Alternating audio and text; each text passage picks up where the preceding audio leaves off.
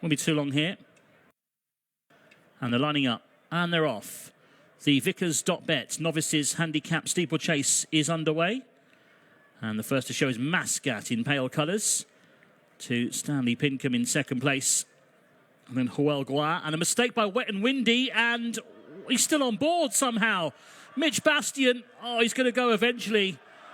Gravity gains the day, I'm afraid. And poor old Mitch, that was a valiant attempt at a sit. But Wet and Windy has unseated the rider eventually, some way after the first fence. So the horse, who I think was second favourite, is out of it. Wet and Windy continues riderless with the reins flapping down. The others jump the next fence okay. Mitch Bastian has got to his feet. He looks absolutely fine, but just obviously very annoyed at the situation. So the others race up past the stands with 2 circuits to go. And it's Mascat who's established a clear advantage here, about 5 lengths over Stanley Pincombe in second place. On the inside is Huelgoat, racing in the owners' group colours, the mauve with the black cap. The winner at Newton Abbot last time in the hands of Harry Cobden. And the back marker of the quartet that remain is Long Call. As the riderless Wet and Windy still with them up on the outside.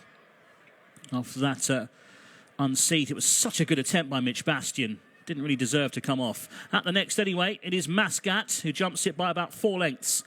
Stanley Pincombe in second place, Huelgoat travelling strongly in third place.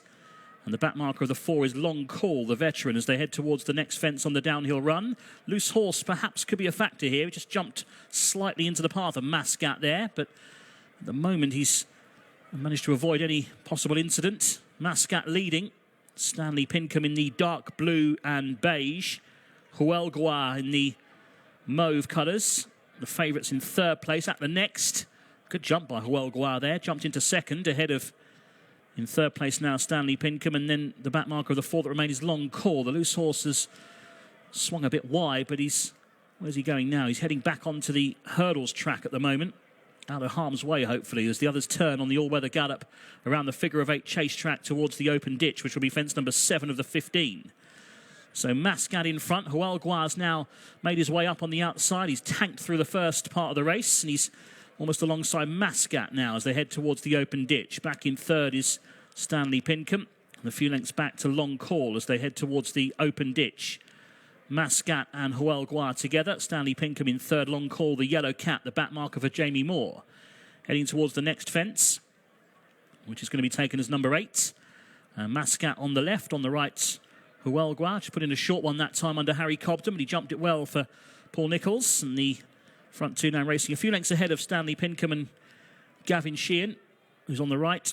And on the left is Long Call, the yellow cap, Jamie Moore, the red sleeves. But in touch, Long Call, as they race up past us once again, with a circuit to go.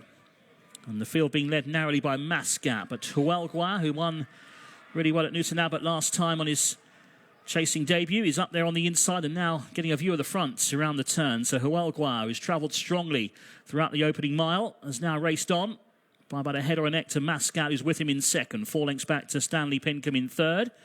And Long Call, the back marker of the 4, as they head on the slightly downhill run towards the next fence. Fence number 10. Huelgoat, again, another impressive leap. Mascat was also good in second. Stanley Pincombe about 4 lengths away in third.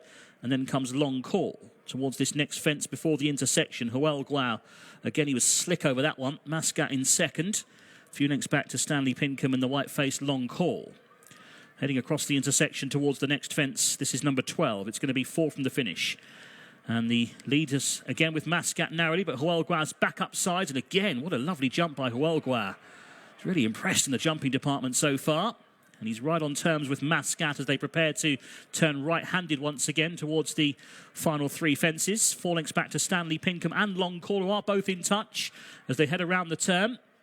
All to play for here. Huelgoat travelling up strongly on the outside of Mascat. 2 lengths back to Stanley Pincombe and Long Call. Just a bit awkward around that turn. The back marker of the quartet. They head towards the final ditch, which is 3 from home. It's going to be fence 13. Huelgoat, black cap in the centre for Harry Cobden. Lands upsides Mascat in the grey and white. 4 lengths back to a driven Stanley Pincombe now as they head towards the second last. On the right, Huelgoat, favourite, leads narrowly to Mascat in second. Slight pitch on landing from the leader, but he jumped it well. He's still travelling best here, Huelgoat, on the run to the final fence. Leads by about a half length. Mascat, to his credit, is battling away on the outer. Here's the last. Huelgoat Huelgoat, another good jump. He's 2 lengths clear now of Mascot, who's trying to switch towards the rails, but Huelgoat, Harry Cobden has all angles covered here, and Huelgoat is going to make it 2 out of 2 over fences. Good round of jumping. Looks a nice prospect for Paul Nicholls, the owners group, and Harry Cobden. He wins a tad cosily in the end. Second place to Mascot, who kept him honest. They were clear of Stanley Pinkham third and last of 4 long call.